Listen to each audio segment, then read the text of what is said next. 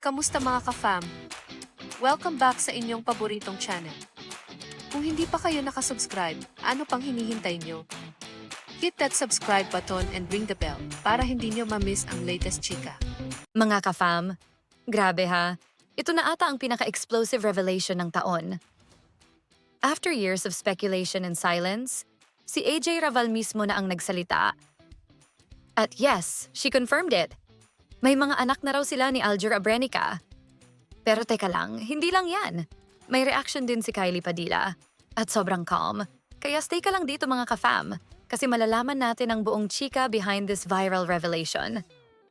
Sa isang exclusive interview kay Tito Boy, inamin ni AJ Raval na matagal na raw niyang pinag-isipan kung kailan niya sasabihin sa publiko ang tungkol sa mga anak nila ni Aljur. Sabi niya, na-feel ko na it's already time.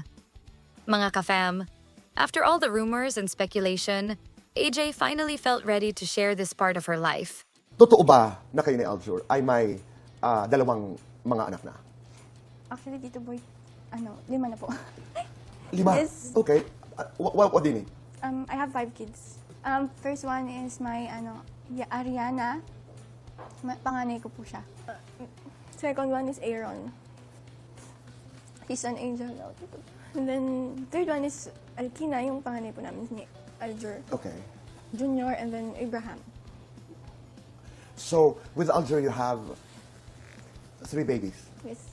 At syempre, shock na shock ang mga netizens. Kasi halos 2 taon din natikom ang bibig ni AJ tungkol dito. At confident at kalmado ang sagot ni AJ. Pero wait, mas nakakatuwa dito, mga ka-fam.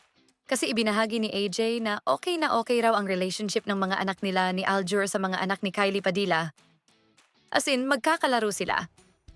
Sabi pa ni AJ, naglalaro po sila lagi at yung panganay ni Aljur si Alas, very responsible sa mga bunso. Salamat. Kilala ba ng mga bata ang mga anak ni Aljur? Yes, opo. Meron po silang sila. relasyon? Naglalaro po sila lagi. And then yung panganay ni Aljur, si Alas, very responsible sa mga bunso. Okay. Ang wholesome. Sino ba mag-aakala na after all the drama noon, magiging blended family goals pala sila ngayon? At syempre, hindi rin tinago ni AJ na hirap siya noong una sa pagiging nanay aminado siya. At first, mahirap po. Pero syempre nandyan yung pamilya ko, nakasuporta po sila. Kinaya naman po. Nakakatuwa no? Iba talaga, pag may support system, kahit anong bagyo kakayanin. Pero pinaka nakakapanindig balahibo, mga ka-fam, ay ang huling sinabi ni AJ. Maging mabuti silang bata, Tito Boy, wag silang gagaya sa akin. Oh. Anong pangarap mo para sa kanila?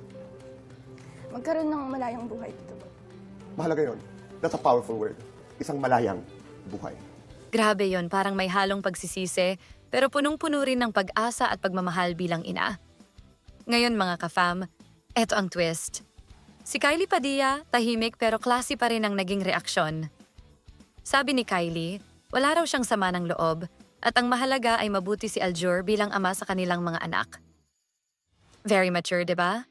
Ang tanong tuloy ng mga fans, is this the start of peace between AJ, Aljur, and Kylie? Kasi kung tutuusin, parang lahat ng involved gusto na lang ng tahimik at masayang buhay, especially for the kids. Ayan mga ka-fam, grabe ang chika natin today. From controversy to confession, mukhang this time, peace na talaga. Pero kayo mga ka-fam, anong masasabi niyo sa pag-amin ni AJ Raval? Tama lang ba na ngayon niya sinabi sa publiko? O dapat noon pa? I-comment niyo na ang thoughts niyo below. And of course, Huwag kalimutan mag-like, subscribe, and hit the bell for more updates. Kita-kits ulit sa next video, mga ka-fam.